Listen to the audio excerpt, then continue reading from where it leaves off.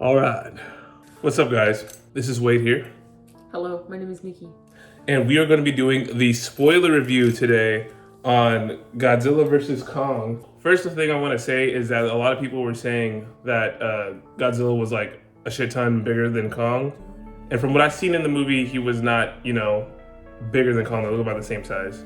If anything, Godzilla was longer, and like the way he had to stand because of his tail and the way his spine is, like that would justify, anyone saying that, oh, he looks like if you stretch him out, he could be taller, right? But with his stance and everything, it's just not. He's absolutely longer, like no doubt. Like Godzilla is longer than Kong, no doubt, because he's like a big ass crocodile. But when it comes to actual height, like just standing up, Kong is like more upright and probably taller than Godzilla. But if anything, I'd say they're about the same size for the fight's sake, right? The first fight, I'd say definitely went to Godzilla. Godzilla damn near drowned my boy Kong. And I feel like that's expected considering Godzilla is like, all terrain, and well, not really, but he's kind of all terrain. I feel like he has the advantage in the water, definitely. Absolutely. I mean, he can breathe. He has gills, so he can breathe underwater. And I feel like Kong was put at a disadvantage at the beginning because he was like, drowning with the shackles underneath. He was already caught like off guard, and, yeah. Freaking out because he knew that Godzilla was approaching. He was not running. Oh, and actually something that another YouTuber brought up was that Kong was actually on 88% sedatives when he did fight Godzilla. That's true, yeah. He was on sedatives when he fought Godzilla. So I don't know if that would have changed the fight. I'm pretty sure it would have. The man was basically on drugs when he was fighting Godzilla, and he was actually holding his own for the most part. So in the beginning when Godzilla starts like chomping at Kong and pulling him under the water and stuff, Kong like headbutts him hella hard and then swims back up. So we got to think about this, right? Kong is strong enough to headbutt Godzilla enough to, disorient him to get off and swim back up to the boat when they're underwater. And I mean, that's like, if you punch one underwater, it's going to be like significantly less painful than if you did it, outside. And he was on drugs at the same time. So that's one thing. I'm not just trying to like give Kong the edge here, but I'm really thinking about everything in that fight. And of course, Godzilla would have won that fight regardless. I mean, it was, in the ocean, and Godzilla lives in the ocean. So that first fight definitely went to Godzilla. The second fight, on the other hand, Let's talk about it. But no, Kong did not choose to kill him. He knocked him out and left it at that. And he probably thought the fight was over, but Godzilla woke up shortly after. And then that's when the third fight happened. What do you think about the second fight? The second fight I really enjoyed. Everything I thought as far as Kong being so agile and being able to dodge, because the only concern I really had with Godzilla is his atomic breath, but I knew obviously Kong being stronger and being a monkey and having things to climb on and be able to dodge, that's like in his nature. So I was fully expecting that, and I'm glad that they pursued that as realistic and accurately as they could have. I was really pleased with that because it went exactly how I imagined it going, even from the beginning. And I don't really have too much knowledge of, all these characters in depth as, the other people reviewing this in this video do. But I was very pleased, very satisfied. Oh yeah, dude. Yeah, even with Godzilla, turning it out, I feel like they at least gave Kong a really fair shot to show, that he is a real threat, because a lot of people were saying that he, or like insinuating that he wouldn't be, a serious matchup, that he just gets swooped up, but that's not what happened. No, absolutely. And they also said that Godzilla, if he lands one strike on Kong with the atomic breath, then Kong's gonna die. But he actually hit Kong with it. Kong was midair, so he went flying and rolling and crap like that. But they ended up getting up and then fighting Godzilla like right after. So that's what I was like wondering about. Like if we really put this into perspective, right? Kong survived a blast from the atomic breath, which every single kaiju has survived a blast from the atomic breath, right? That makes sense. But Godzilla literally dug into the earth with his atomic breath and hit the core of the planet. So he hit Kong with what he did that with, and Kong didn't die. So either there's inconsistencies here, or Godzilla's atomic breath isn't as, OP as people were saying. And there was a point in time where Kong was chasing after the axe when, Godzilla was going after him with the atomic breath, where he did get burned on the shoulders a little bit, but that was like not even a big deal. He'd been burned with things before. It's just kind of like, a general burn. It's not like it took him out or really did severe damage on him enough to incapacitate him. So. And it's funny because people said that if Godzilla hits Kong with the atomic breath, he'll burn, like he'll catch up in flames, but that's not what happened either. So the third fight, I feel like definitely went to Godzilla, right? But not as bad as people were saying. People said that Godzilla deadass rocked his shit, And I feel like it wasn't as bad as Kong putting the hands on Godzilla the second round, but it was bad enough to, like, he got a significant hit in, and that's what changed the fight. That's literally, in any fight that you see, one significant hit makes the difference, in any fight. And Godzilla got that significant difference, and he got that significant hit, which made the fight, go that way. I feel like if Kong got back to his axe before Godzilla stomped on his chest, I feel like it would have been a whole different fight. Also, we gotta think about how a nuke didn't pierce Godzilla's skin, but Kong did. With the axe, you know what I'm saying? So it's like, that's pretty powerful. So I say Godzilla won the fight, no doubt. Godzilla won the fight between Kong and Godzilla. Do I think that Kong could possibly beat Godzilla in the future? Yes, like no doubt. I feel like if any other ways that it happened, Kong could have came out on top too. Why do I think that they had Godzilla win? Because if they didn't, the series would die. Like this whole series was made for Godzilla, and we know that people would riot if Godzilla lost. But I actually agree with the winner. I actually agree that Godzilla is the winner. I was okay with either one of them winning, but the thing is, it has to be legit. It can't be on no BS last second Superman, Batman versus Superman bullshit where he pulls out kryptonite and then just, does whatever with it. You know what I'm saying? Some bullshit like that. No, this was pretty legit. It seemed like, it was a mishap for one side and then the other side ended up winning. No, I want to talk about that last thing too, because I feel like had Kong gotten up at any point when Godzilla was scratching up on him before he got, weighed down by his foot, I feel like it would have been a totally different story. I feel like the fight could have gone on, because even with the third fight, this is a good transition, let's say. With the third fight, when Kong got up after being resuscitated and fixed his shoulder, he was ready to go again. Like there was no really long-term damage that would have, put him down for good after that. So it wasn't even like it was a real severe defeat, Oh yeah, not at all. Yeah, so I feel like if Kong would have hit, considering knowing that Kong can pierce Godzilla's skin now, right? If it was the other way around and Kong got Godzilla on his back or some shit like that, and Kong stabbed Godzilla in the chest with the axe, I feel like it literally could have went any other way. I feel like Kong wasn't trying his best to kill Godzilla. I don't feel like he was trying to kill Godzilla. I feel like he was trying to beat his ass though. Mm-hmm. You know what I'm saying? The same way, other way around. I don't feel like Godzilla... Actually, no, Godzilla did have the intent to kill at the end of that third fight because he crushed his chest. You know what I'm saying? Something that King Ghidorah didn't even survive. Now, people said that Kong did die. No, he was in comatose, though. He wasn't comatose, meaning he could have died or he could have came back. We don't even know what happened because they, rejuvenated him before the outcome actually happened. The last and final fight between Kong, Godzilla, and Mechagodzilla. So Mechagodzilla was mopping Godzilla. My God. He was cleaning the city with Godzilla. And it was bad because I don't even remember Godzilla hitting Mechagodzilla at all. Like, it was pretty bad. There were a couple, blast-offs with the atomic breaths, but even then, the Mechagodzilla's breath, blew Godzilla away. And, I don't know, I feel like it powered him out because, Godzilla, the only advantage Godzilla had over Mechagodzilla was trying to get him down with the atomic breath, but he, was already so tired from the fight that had just happened, because these fights were back to back. There was no airtime for Godzilla, so I'm not hating on Godzilla because he had a busy day before this. Yeah, so, dude. He's very worn out and having to come up against this. Oh my God, it was just so crazy. Hadn't he fought Kong before Mechagodzilla, I feel like he would have at least been able to get a hit in, but I feel like Mechagodzilla just had too many things in his arsenal. When I was telling you guys before in my last review, my non-spoiler review, when I said, hey, there's one character in this movie that gets humbled a lot and does not get a break, and that is Godzilla. Godzilla, every fight that he's in, he gets his ass handed to him really bad, and he gets a significant shot of Kong, of course. But Godzilla really didn't get a break in this movie. It was really messed up. Now, if Kong didn't come in and completely mutilate Mechagodzilla like that, I do think that, one, if not both of them would have been dead.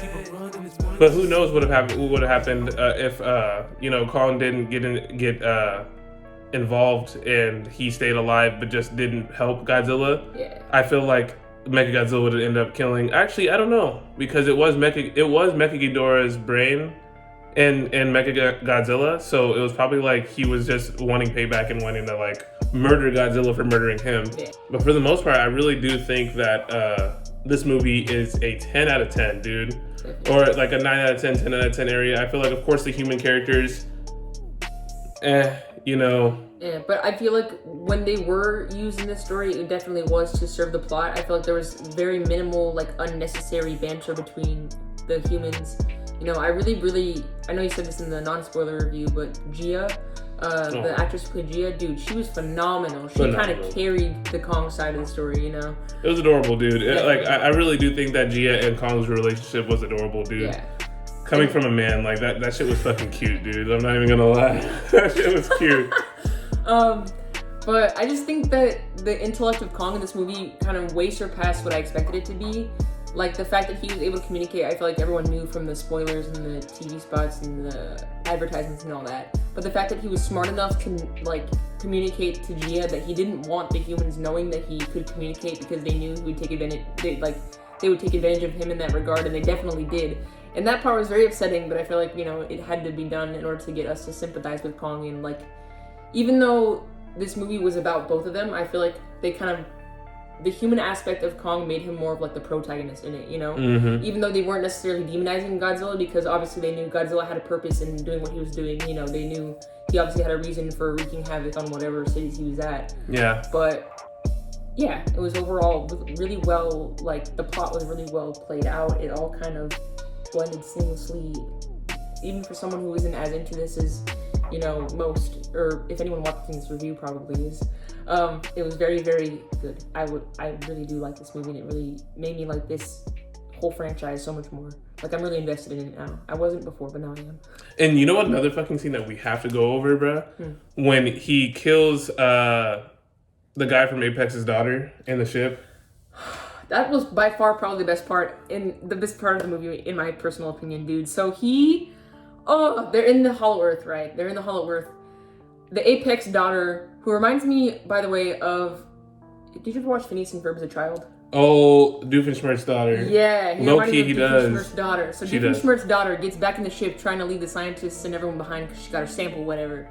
And Kong sees him leaving because was this the same time that Godzilla was blowing the hole to get to them? Yes, no, the hole's already blown. Yeah, so things are already happening, but Kong sees these hoes trying to leave, and he grabs the ship, takes a good look inside just to make sure Gia is not in there, and then he just, with, like, the straightest face, just crushes them. Just boom. And then just, like... The way my heart just fluttered. He was so unbothered, dude. He just boom, and then kind of shook his hand off the fire. That was definitely a power move, just to, like, show everyone that, like, yeah, he definitely could kill them, no doubt. And not that it was even questionable before, but just, like... And I'm glad he didn't just kill them just for the fans. Like, there was actually a reason. Yeah. They shot him, and he's like, word? And he turned around, and he, like, grabbed them, and he's all like, oh, yeah, boom. Yeah. And then just, like, crushes them and leaves it at that, dude.